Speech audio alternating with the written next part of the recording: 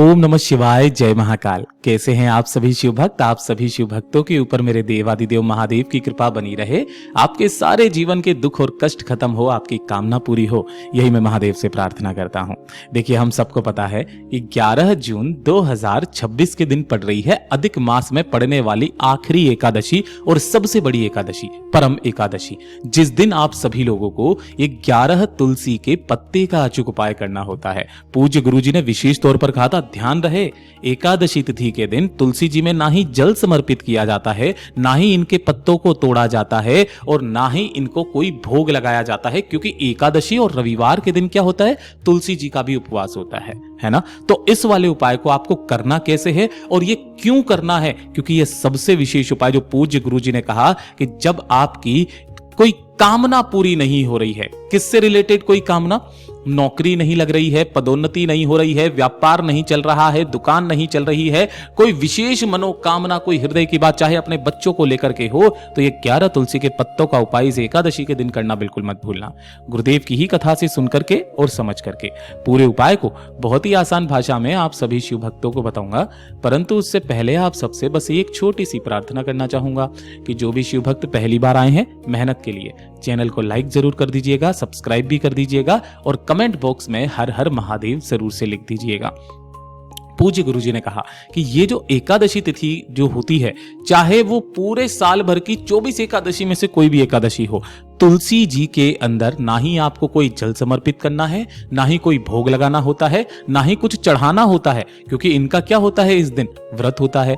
तब फिर इस वाले उपाय को किया कैसे जाए। हाँ, आप दीपक जरूर लगा सकते हैं एकादशी तिथि के दिन तुलसी जी के पास में, लेकिन इन्हें छुआ नहीं जाता है। अगर आप इसे भूलवश मात्र छू भी लेते हैं ना, तो उससे क्या होता है, इनका व्रत भंग होता है, आपको दोष लगता है। तो इतनी तो गलती हमें करनी ही नहीं है। गुरुदेव ने कहा कि आपके घर में या घर के आसपास कहीं पर भी तुलसी जी का कोई पौधा अगर लगा हुआ है ना, तो उस पौधे के पास में जाना, उसी के नीचे जो भी तुलसी जी के पत्ते गिरे हुए हों, क्या जितने भी तुलसी जी के पत्ते गिरे हुए हैं, चाहे वो खंडित ही क्यों ना हो, देखिए अगर टूट भी गया यहां से थोड़ा सा तुलसी का पत्ता, तो तुलसी का पत्ता खंडित नहीं माना जाता है ना।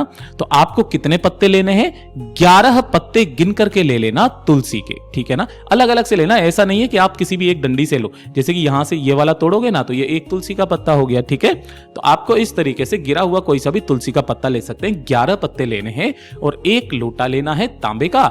गुरुदेव ने तो क्या कहा, इसके अंदर किसी भी पवित्र नदी का जल भरो। अब पवित्र नदी का जो जल है हमारे घरों में, वो कौन सा होता है, गंगा जल है। अब इतना तो गंगा जल नहीं है ना कि हम लोग पूरा का पूरा लोटा भर लें। तब गुरुदेव ने कहा, गंगा जल इतना पवित्र होता है कि जिस जल में मिलता है उसे गंगा जल बना देता है। तो लोटे को जल से भरना है, इसी के अंदर 11 तुलसी के पत्ते डालने हैं और इसी के अंदर थोड़ा सा आपको गंगा जल डाल लेना है, ठीक है। यही पवित्र नदी का जल बन जाता है।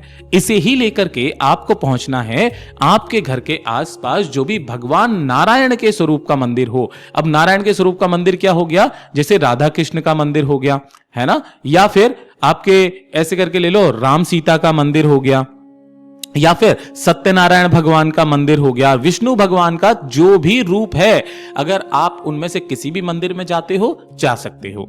उन्हीं की चौखट के ऊपर इस कलश को आपको रख देना है, जिसके अंदर आपने 11 तुलसी के पत्ते डाले हैं। इसको इस तरीके से रख देना, रख करके इनके मंदिर की आपको करनी है 7 परिक्रमा, ठीक है।